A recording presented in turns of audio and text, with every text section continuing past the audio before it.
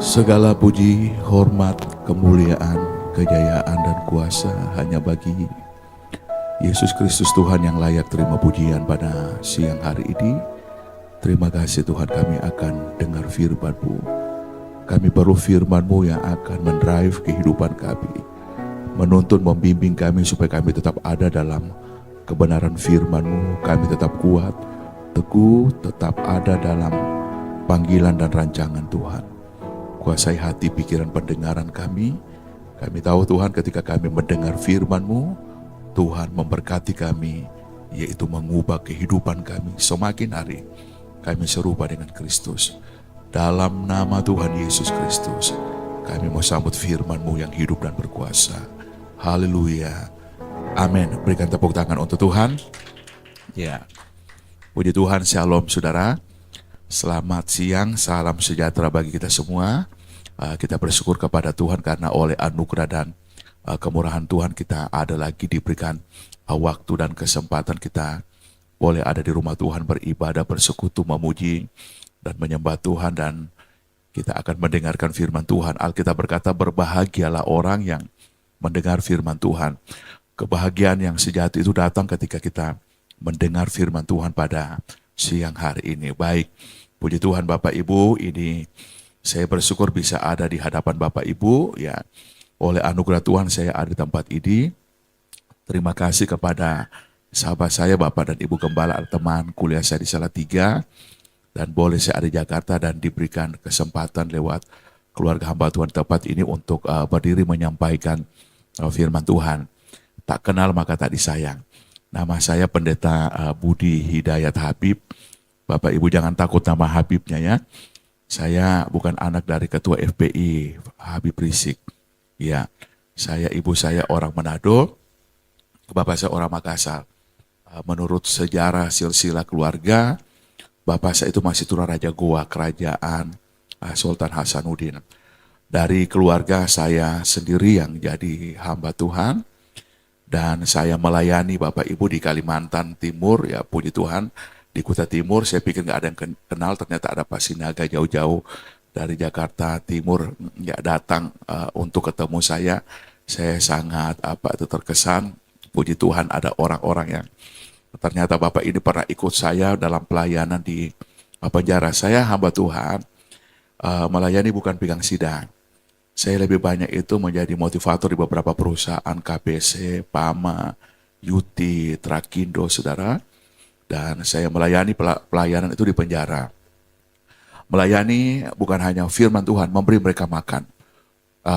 Dalam setahun itu 3 kali saya harus ke lapas, memberi makan 200 orang yang dananya, budgetnya cukup gede. Dan baru beberapa bulan yang lalu saya bawa tim dokter 106 untuk mengadakan pengobatan gratis. Di lapas ada sekitar 500 orang yang menerima pelayanan pengobatan gratis. Saya lebih banyak bergerak di kaum marginal, saudara. Jadi saya sebenarnya sangat menghindari khotbah-khotbah di gereja begini. Karena saya suka penginjilan. Saya suka terjun jalan kaki ke pedalaman, pelosok-pelosok. Kalau yang di kota-kota besar, biarlah itu pendeta-pendeta besar yang layani. Makanya saya datang ini liburan, tapi dihubungi oleh Pak Kim, terus menerus, teman-teman juga ya sudah. Ini aja kebetulan dekat juga, saya nginap tinggal di apartemen Mediterania. Di situ ada anak jemaat kami yang anaknya kuliah di Trisakti, dan kami saudara ada di situ. Nama saya nggak penting, nama Yesus yang lebih penting. Jadi kesaksiannya sampai di situ, nggak usah Anda cari tahu tentang gimana terima Yesus. Pokoknya saya udah anak Yesus. Keluarga saya berkata tidak ada sejarahnya itu Habib Kristen. Nah, dia bilang kamu itu keluarga dari itu darah biru, darah ningrat. Tapi saya lihat darah saya nggak biru, tetap merah. Yang mengalir di darah saya itu adalah darah anak domba Allah Yesus Kristus. Amin. Bisa saya lihat muka-muka yang terbuka untuk firman Tuhan. Coba colek teman kiri kanannya. Katakan, Mas Bro, kita mau dengar firman Tuhan. Amin. Baik, Bapak Ibu, kalau saya melayani di penjara, saya katakan Injil itu adalah kabar baik. Yaitu apa? Anda dikasihi, Anda diampuni, Anda berharga, Anda diinginkan oleh Tuhan. Ada banyak orang mengajarkan bahwa Injil itu kabar baik dengan embel-embel. Ya, kalau kamu baik, Tuhan akan mengasihi kamu, lebih sayang dan memberkati. Ketika Anda berbuat baik, Tuhan kasihnya nggak berubah, tetap Dia mengasihi Anda, tidak bertambah. Dan ketika Anda berbuat hal-hal yang salah, Dia tidak mengurangi kasihnya. Dan kalau saya katakan di penjara, kebejatanmu, dosamu, itu tidak akan menghalangi Tuhan untuk mengasihi Anda. Tahun kemarin itu udah berapa orang saudara dari sebelah terima Tuhan. Itu hanya mereka lihat kita beribadah. Jadi ketika ibadah di penjara itu, satu blok itu semua orang-orang yang di luar Tuhan itu dengar. Dan berapa lama kami melayani, mereka minta, Pak boleh minta kertas lagunya, Pak boleh minta Alkitab. Kami bukan hanya memberi mereka makan, Alkitab itu. Tiap hari kami kasih dan mereka bawa pulang Alkitab itu. Dan puji Tuhan saudara, mereka dilawat oleh Tuhan. Ada bandar narkoba juga, itu terima Yesus saudara. Dan mereka itu diberi makan saudara, ketika diberi makan kebutuhan rohani mereka terbuka. Saya melihat gereja harus bergerak. Kalau gereja ini, saya lihat visi Anda berdampak bagi dunia. Kalau Anda ingin berdampak, Anda lihat Tuhan isi jiwa-jiwa dengan jiwa yang baru, Anda keluar. Ya, program gereja ke dalam penting, tetapi program keluar itu ketika Anda programnya keluar, Tuhan akan isi dengan jiwa-jiwa yang baru. Karena hati Tuhan itu di kaum marginal, di orang-orang miskin. Kalau gereja nggak punya program untuk kaum marginal, saudara. Waktu COVID, saudara, saya kasih makan beberapa orang dengan sembako. Tuhan berkati saya, memberi saya, saya nggak mengukur berkat Tuhan itu dari finansial. Tapi Tuhan beri saya rumah yang baru, mobil yang baru, anak. 14 tahun saya tunggu anak. Iya, saya sebelum jadi menikah, saya penginjil, mendoakan orang mandul, Pak ini dokter, vonis dokter saya mandul. Saya katakan tahun depan kamu punya anak. Sebelum saya baru dikatakan, Pak Pendeta, kalau Tuhan berikan anak kepada saya akan berikan mobil. Hampir 30 tahun saya jadi pendeta, udah 5 orang janji mobil kepada saya. Tapi sampai hari ini nggak ada. Jangankan mobil, odong-odong aja nggak ada. Tapi itu melatih saya untuk berharap bergantung kepada Tuhan. Amin. Nah itu, memang itu janji manusia begitu. Nah mari Bapak Ibu kita akan dengar firman Tuhan. Terima kasih sekali lagi Pak Kim, Ibu Gembala, buat kepercayaan siang hari ini. Saya lihat Gembala Bapak Ibu itu rambutnya putih ya. Saya ini chat saudara, saya pendeta gaul karena saya melayani di penjara saudara. Tapi nggak tahu pendetanya nggak mau chat, tapi bagus, rambut putih begitu, artinya itu digendong Tuhan. Kan Alkitab berkata, sampai masa putih rambut kamu digendong. Kalau saya chat, Tuhan banting. Saudara. Nah itu bagus, kalau Gembala harus digendong. Nah puji Tuhan. Baik saya lihat WL-nya luar biasa ya. Tim altar memuji Tuhan. Luar biasa sekali. Baik, mari kita dengar firman Tuhan. 1 Petrus 1 ayat 6 dan 7. Boleh kita bangkit berdiri, kita menghormati firman Tuhan. Ya. 1 Petrus 1 ayat 6 dan 7. Kalau Bapak Ibu bisa ikuti saya, kita akan baca bersama. 1 Petrus 1 ayat 6 dan 7 pada hitungan yang ketiga. 1, 2, 3. Bergembiralah akan hal itu, sekalipun sekarang ini kamu seketika harus berduka cita oleh berbagai-bagai pencobaan. Maksud semuanya itu ialah untuk membuktikan kemurnian imanmu yang jauh lebih tinggi nilainya daripada emas yang fana, yang diuji kemurniannya oleh api dengan api. Sehingga kamu memperoleh puji-pujian dan kemuliaan dan kehormatan pada hari Yesus Kristus menyatakan dirinya. Puji Tuhan, silakan duduk kembali. Bapak Ibu yang dikasihi Tuhan pada pagi hari ini, ayat yang kita baca tadi ditulis oleh Rasul Petrus, ini murid Kristus ya. Nah, dia menulis kepada orang-orang Kristen, orang-orang percaya yang ada pada waktu itu yang tersebar, yang dikenal itu diaspora. Mereka ada di perantauan. Dia menulis itu untuk menguatkan iman mereka. Rupanya kondisi mereka Bapak Ibu dalam keadaan, nah Alkitab katakan berduka cita. Terjemahan lain berkata mereka dalam keadaan bersedih. Kenapa? Karena mereka lagi diuji, diproses pada waktu itu. Nah, mereka disuruh bergembiralah. Ya, bergembira. Nah, Alkitab mengajarkan bahwa tanda kita punya iman yang kuat di dalam Tuhan adalah selalu ada sukacita di dalam kehidupan kita. Saya dulu ingin jadi dokter, tapi Ya, saya jadi Kristen, gak jadi dokter. Hanya ponakan saya yang jadi dokter. Saya suka melihat riset penelitian dalam medis dan saya hubungkan dengan Alkitab yang itu membuat saya kagum dengan Alkitab.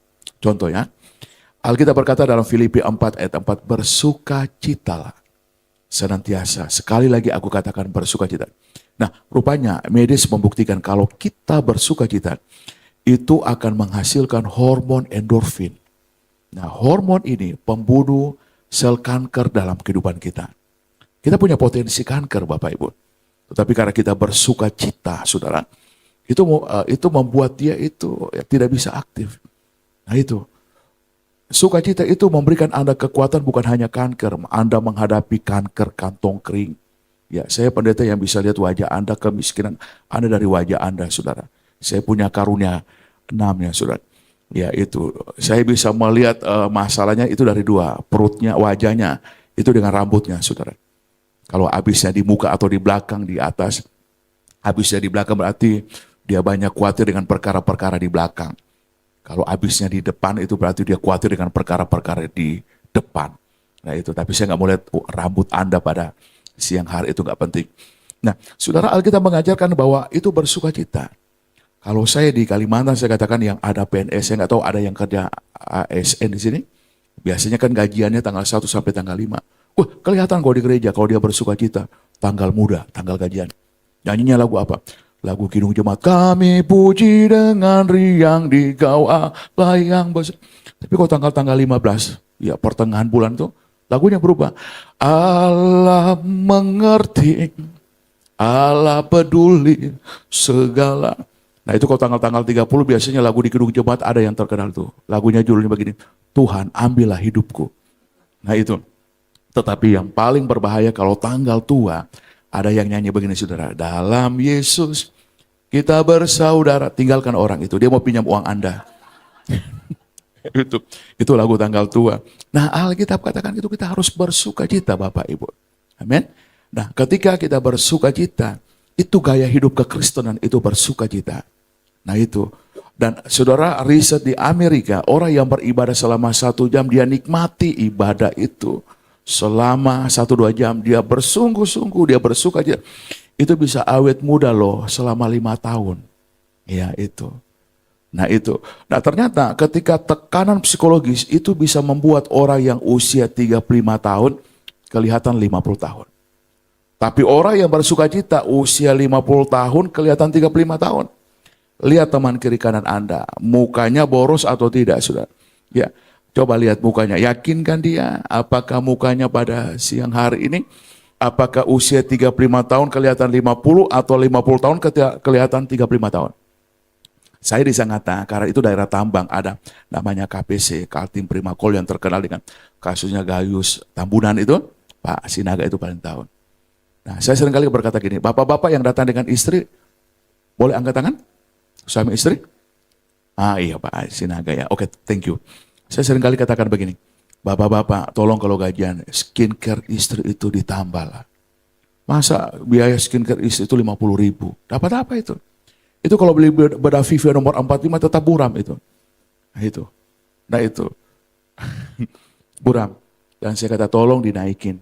Kalau ingin istrimu cantik dengan dana 50.000 per bulan untuk beli bedah, jangan nikah dengan istrimu yang cantik. Nikahlah dengan lansia.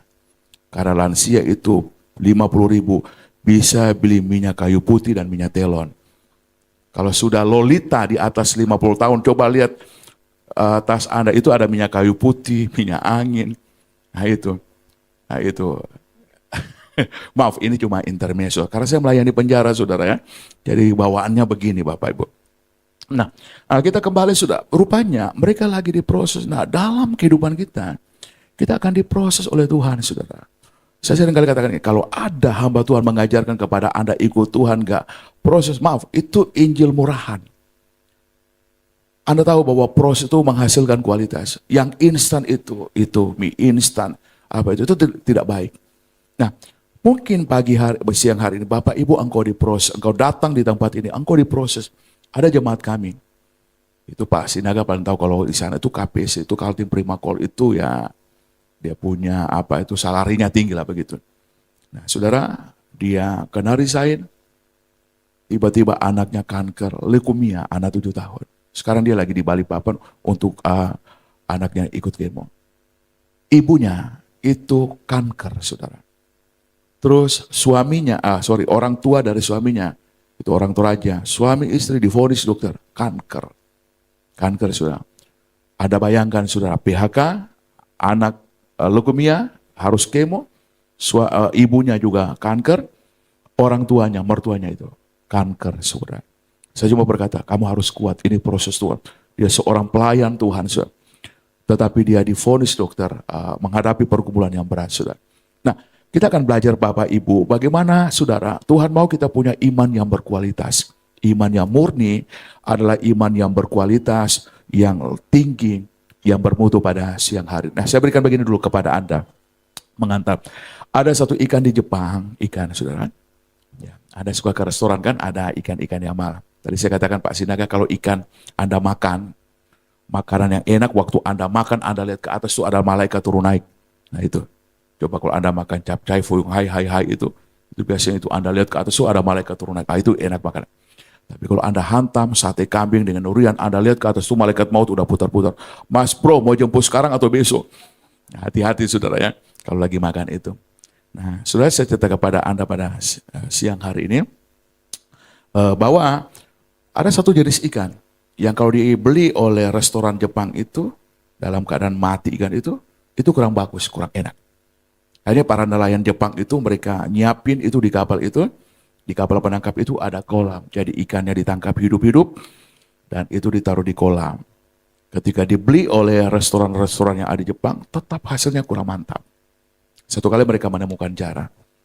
Jadi mereka tangkap ikan itu dalam keadaan hidup, taruh di satu kolam, dan di dalam kolam itu ditaruh predator dari ikan itu. Selama ikan itu ada dalam kolam itu, di dalam kapal penangkap ikan, ikan itu bergerak, saudara. Iya. Dan ketika ikan itu dibeli oleh restoran dan diolah, menghasilkan makanan yang cita rasanya tinggi. Seringkali ada proses Tuhan supaya kita bergerak, saudara. Amin. Supaya ada yang hidup dalam kehidupan kita pada pagi, siang hari ini.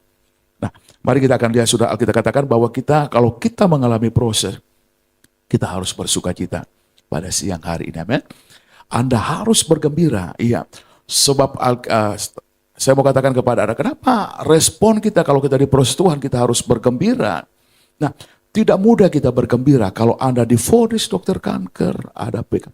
Saya udah perhatikan Bapak Ibu. Kenapa banyak orang yang profesor, doktor teologi itu meninggalkan Tuhan? Ini Anda dengar baik-baik. Ketika kita mengalami tragedi kehidupan, contoh, tiba-tiba anak Anda anak tunggal diambil oleh Tuhan, anak satu. Saya punya anak tunggal yang 14 tahun saya doakan, baru dapat. Ketika rumah tangga Anda dalam keadaan baik, tiba-tiba terjadi perceraian di sana.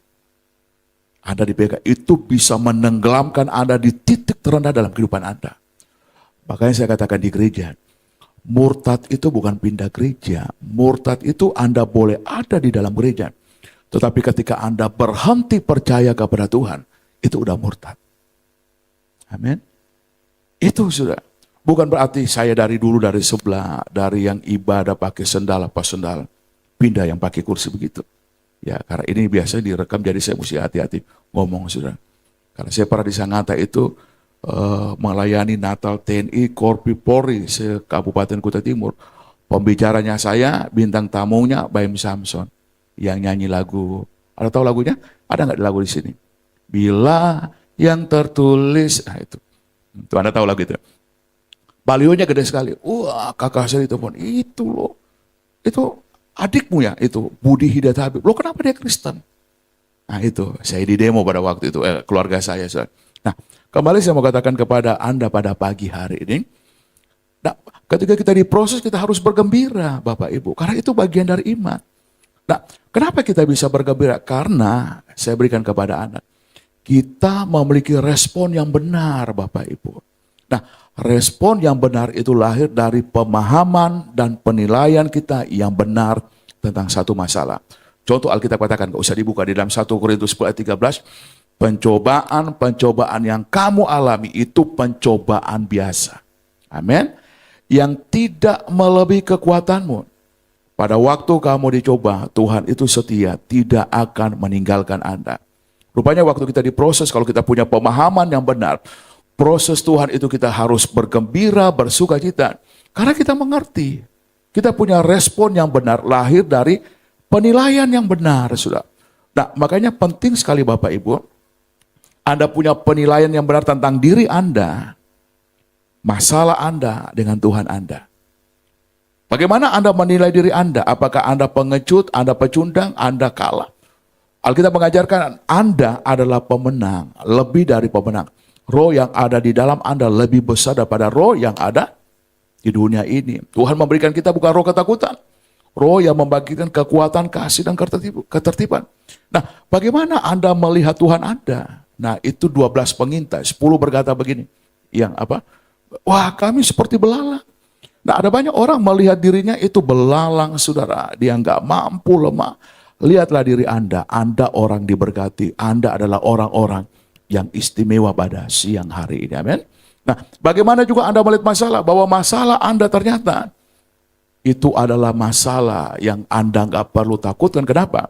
Ada janji Tuhan ketika Anda diproses oleh Tuhan, Bapak Ibu, Tuhan ada bersama dengan Anda. Amin. Ada yang mengalami proses Tuhan, masa rumah tangga, pekerjaan. Percayalah, kalau Anda diproses Tuhan, Tuhan ada bersama dengan Anda. Saya dulu suka nonton Pemilihan Putri Indonesia, karena waktu itu belum menikah. Saya pikir dengan menikah itu, lihat nonton Putri Indonesia, siapa tahu salah satu Putri Indonesia tertarik dengan saya. Yang kedua, minimal saya tahu standarnya untuk memilih istri itu bagaimana. Nah itu, pada waktu itu. Nah, waktu itu Anda masih ingat, yang terpilihnya itu Nadine Chandrawinata. Ada 2 finalis, kalau saya nggak salah 2 atau 3 saya lupa. Ada diberikan pertanyaan filosofi begini. Menurut Anda, apakah sahabat sejati itu adalah bayangan Anda? Kalau saya nggak salah yang 2 yang itu berkata, no, yes, bayangan itu adalah sahabat sejati. Anda punya bayangan kan? Punya bayangan ya. Kalau Anda nggak punya bayangan, jangan hantu kita ini. Punya bayangan ya Bapak Ibu. Nah, Nadine Chandrawinata yang terpilih waktu itu dia ngomong gini, no, bayangan bukan sahabat sejati.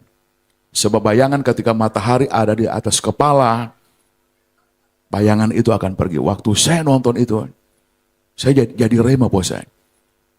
Artinya dia mengerti firman Tuhan, salah satu sahabat sejati yang tidak pernah meninggalkan kita, itu adalah Yesus Kristus. Semua orang punya potensi meninggalkan Anda. Orang-orang di penjara, mereka masuk penjara, mereka tidak pernah dibusuk.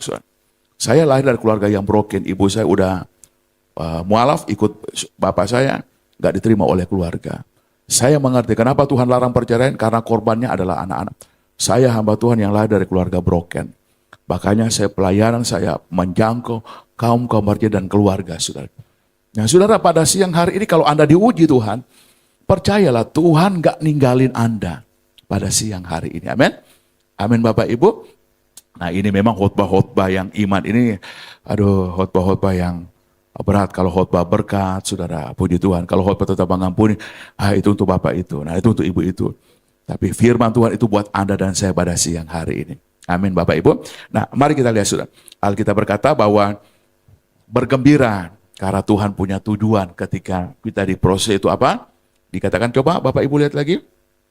Dalam ayat yang ke-7 berkata, untuk membuktikan kemurnian iman kita. Nah, proses Tuhan itu dipakai metafora, itu bagaikan emas yang dibakar, saudara. Iya, Anda lihat kalau Anda proses emas itu. Emas itu sama dengan tambang ya Pak Sinaga ya. Dia sudah, kalau batu bara itu dia digali dari perut bumi, dicuci itu. Iya, dan tambang yang ada di tempat saya itu yang kalorinya itu tinggi, yang kualitasnya ekspor. Nah, sudah ada juga batu bara hidup yang dari Medan, namanya marga batu bara. Ada marga batu bara di sini. Nah, tapi masih kalah dengan marga dari Ambon, yaitu Mangku bumi. Bumi aja dipangku, sudah. Nah, itu sudah. Nah, saudara, emas itu waktu dia diambil, saudara, itu emas itu sudah. Nah, dia emas itu tapi ada logam-logam yang bercampur. Nah, untuk dia menghasilkan emas yang murni, yang tulen, yang bermutu, yang berkualitas, itu harus dibakar. Itu. Nah, dalam kehidupan kita, ketika kita diproses itu bagaikan kita lagi dibakar, saudara. Bapak Ibu dibakar enak? Sakit, gak nyaman, gak enak ketika kita diproses. Tetapi ada tujuan Tuhan. Tuhan kita ini bukan Tuhan yang kepo, gak ada kerjaan tiba-tiba proses Anda, masalah Anda. Gak, saudara. Dia punya tujuan yang mulia. Yang tadi lagu tadi bagus sekali. Bapa yang baik. Kita punya Tuhan, satu, adalah pribadinya baik. Yang kedua, perbuatan Tuhan dalam hidup Anda itu baik. God is good. Amin. Seandainya siang hari ini Anda mengalami proses yang tidak baik, percayalah. Bapamu adalah Bapa yang baik, yang bertanggung jawab. Dia punya perbuatan yang baik dalam hidupmu pada siang hari. Dia bukan hanya Bapa yang baik, pribadinya baik, perbuatannya baik, tetapi rancangan Tuhan dalam hidup Anda itu baik pada siang hari. Amin. Makanya saya katakan, saudara, kalau Anda mengambil satu langkah dalam kehidupan Anda, hati-hati bertanya dengan Tuhan. Kadang-kala kita nggak tahu itu jalan pintas, yang ujungnya membunuh kehidupan kita. Atau jalan yang berputar-putar yang akan menghabiskan energi kita. Atau yang ketiga, jalan yang kita ambil ujungnya jalan buntu, saudara. Nah, kembali saudara. Seperti emas, saudara, dia dibakar, saudara. Nah, kehidupan kita ketika diproses itu nggak aman, nggak nyaman, Bapak Ibu. Ya, ketika itu emas itu dia dibakar dengan panas yang tinggi, dengan berapa derajat, di atas 1000 derajat Celcius di atas. Anda tahu itu kotorannya itu akan terangkat, saudara. Hal-hal yang kotor. Nah, Bapak Ibu dengarin. Proses Tuhan dalam kehidupan kita itu untuk saudara membersihkan hal-hal yang tidak benar dalam kehidupan kita. Kedagingan kita. Coba Anda lihat, bisa ditampilkan ayat ini. Kita lihat ya. Mazmur 119 ayat 67. Dan yang kedua ayat yang ke-71 kita lihat ini. Mazmur 119 ayat 67. Bapak bisa. Nah ini pemazmur kata, sebelum aku tertindas, aku menyimpang. Tetapi sekarang aku berpegang pada janjimu. Jadi sebelum dia mengalami proses, hidupnya menyimpang, saudara. Hidupnya nggak benar. Ayat 71. Ayat 71 Anda lihat dalam Mazmur. Bahwa aku tertindas, diproses suatu baik, dia katakan. Ini orang yang punya sudut pandang, perspektif, paradigma, mindset yang benar tentang satu masalah. Dia berkata apa? Baik ternyata. Karena ketika kita diproses oleh Tuhan, kita akan belajar ketetapan Tuhan. Bapak Ibu di dalam Alkitab ini hukum-hukumnya Tuhan. Untuk apa? Dengarin.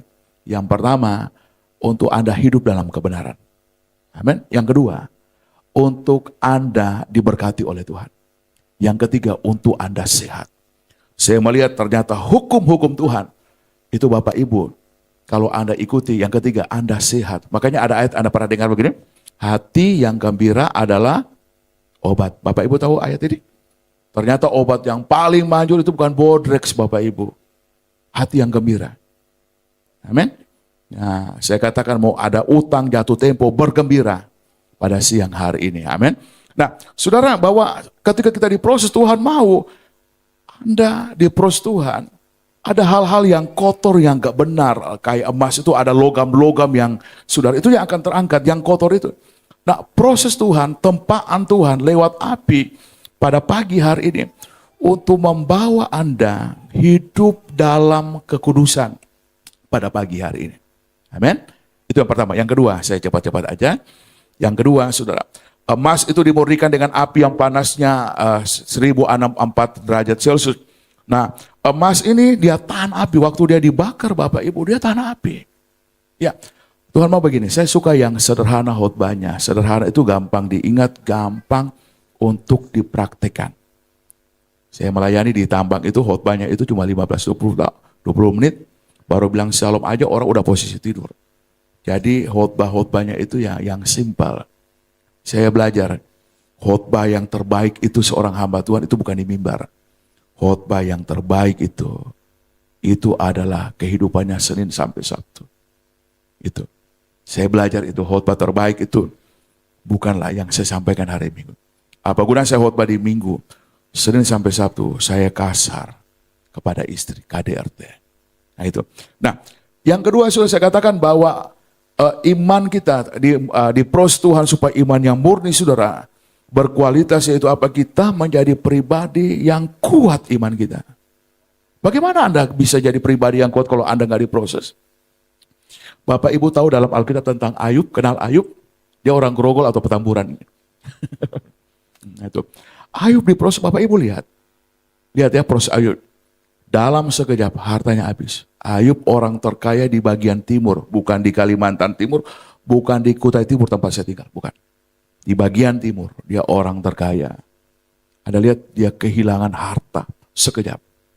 Berikutnya apa? Semua anaknya meninggal. Saya lupa 7 atau 10 anaknya. Itu meninggal. Meninggal dengan cara yang tragis, musibah saudara. Padahal dia dikatakan dalam Ayub 1 ayat 1, Ayub adalah orang yang saleh, jujur, takut akan Allah, menjauh kejahatan. Kualitasnya sebenarnya udah mantap. Dia kehilangan apa? Harta, anak. Apalagi kehilangannya? Sahabat-sahabatnya. Kehilangan apa lagi? Sahabatnya meninggalkan dia. Berikutnya istrinya berkata, Ayub, kutuki Allah lalu matilah engkau. Dia kehilangan kasih daripada istri. Saya mempelajari satu yang gak hilang dari diri Ayub, yaitu apa? Apa? Dia tidak kehilangan iman kepada Allah. Semua boleh habis.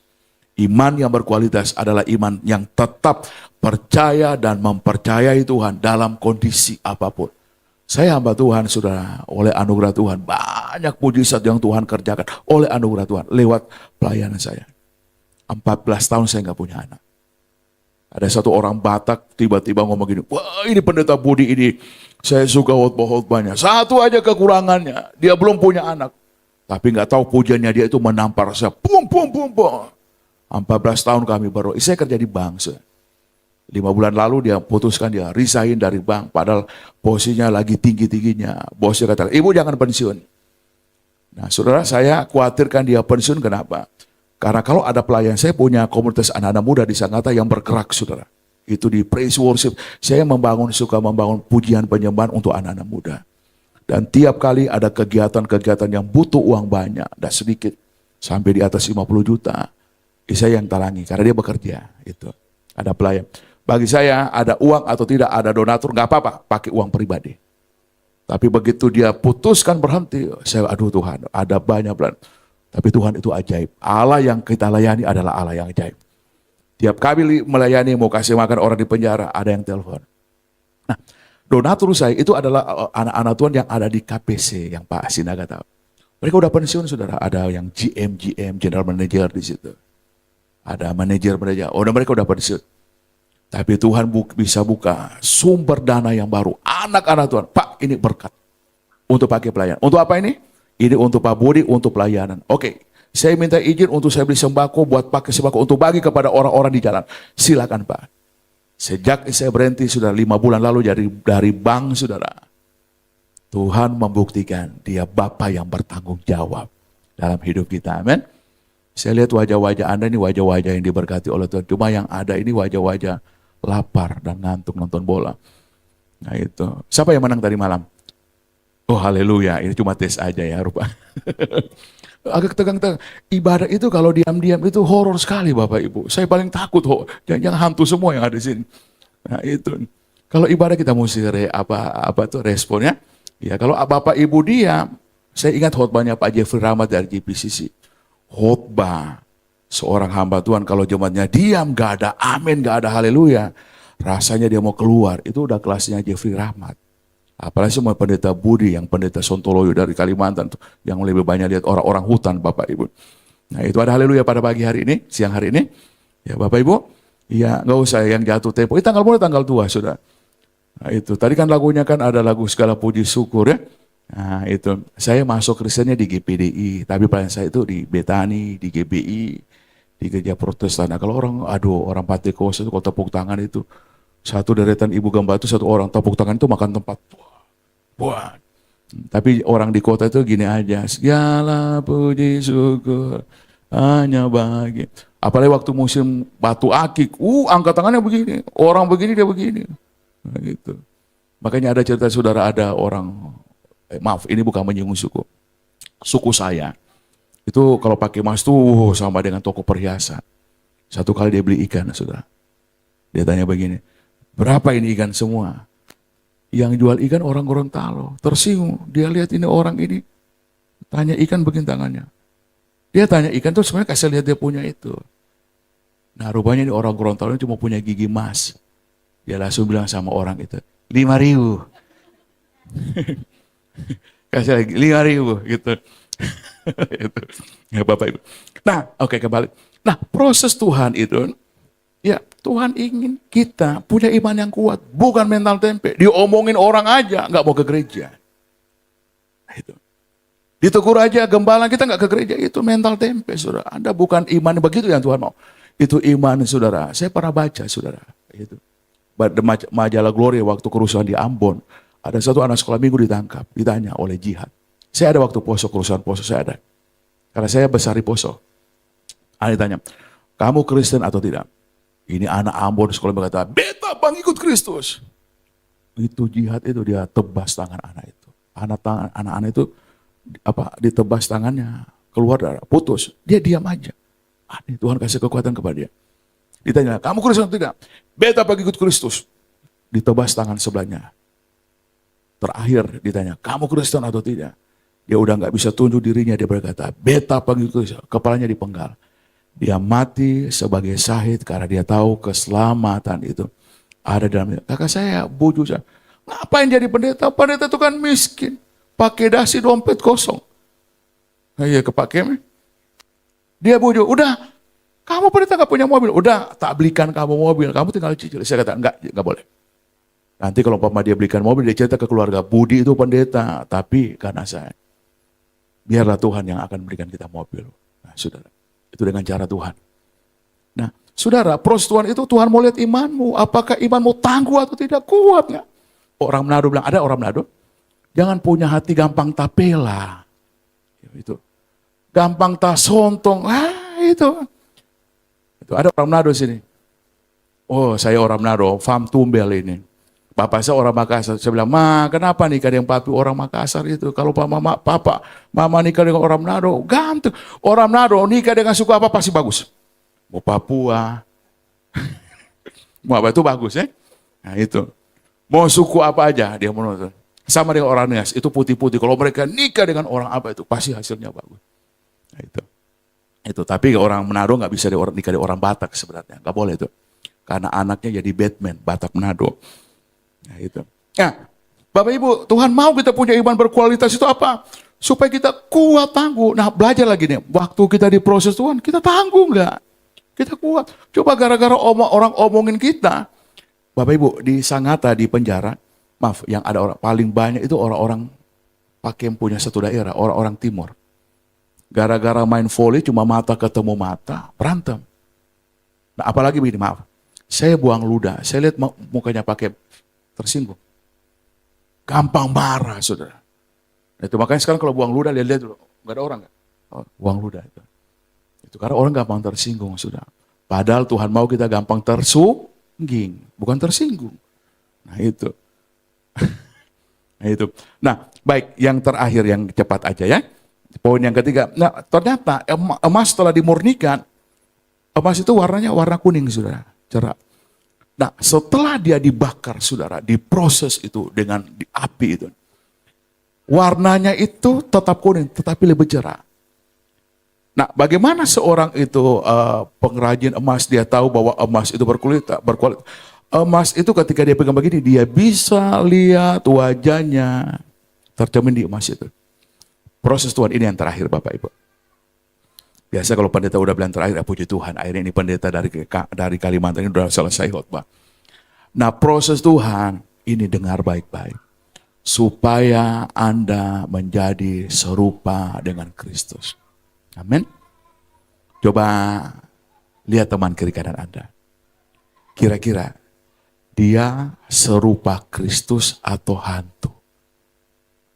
Nah Bapak Ibu yang pulang suami istri, pulang nanti, istrinya tanya, Pak, sesuai dengan pendeta Budi Hidayat Habib, tolong beritahu saya serupa Kristus atau apa? Oh serupa, tinggal itu yang ini kurangi dikit lah. Ya itu. Nanti pulang tanya ya, Pak, Ma, gitu. Apakah aku serupa Kristus? Ada seorang suami saudara yang kalau dia ke mall, dia pegang tangan istrinya. Ini kan dekat mall CP itu. Jadi ada seorang anak muda, dia amati, wih ini bapak ini kok dia romantis sekali ya. Dia jalan di mall itu dia pegang tangan istrinya. Terus dia kata, Pak, bapak suami yang romantis ya. Dari mana kamu bilang saya romantis? Dari tadi saya perhatikan bapak keliling mall itu pegang tangan istri bapak. Suami ini berkata, saya bukan suami romantis. Saya pegang tangan istri saya supaya dia nggak belanja kiri kanan begitu lah Pak. Nah, itu. Dia nggak belanja kiri kanan begitu. Perlulah belanja kiri kanan ya. Nah itu. Bapak Ibu, proses Tuhan itu supaya apa? Supaya Kristus itu makin kelihatan. Anda mengampuni orang, ya, orang akan lihat Kristus kepada Anda. Makanya Corrie ten Boom berkata begini, dunia nggak baca Alkitab. Kalau orang dunia baca Alkitab, dia pasti datang kepada Yesus. Dunia baca Alkitab, tahu Yesus dari apa? Hidupmu Bapak Ibu. Itu hidupmu. Jadi saudara, waktu Anda lahir baru, hebatnya manusia daging Anda masih ada. Tapi ada satu sifat baru yang Tuhan taruh dalam hidup Anda, yaitu sifat Allah ada dalam hidup Anda. Dan Roh Kudus membantu Anda supaya sifat Kristus itu makin kelihatan kepada Anda. Ketika apa? Anda diperlakukan tidak baik, Anda dibenci orang, difitnah orang, diproses Tuhan, orang akan lihat rupa Kristus itu ada nampak dalam kehidupan Anda. Amin. Saya nggak tahu Anda diproses apa pada siang hari.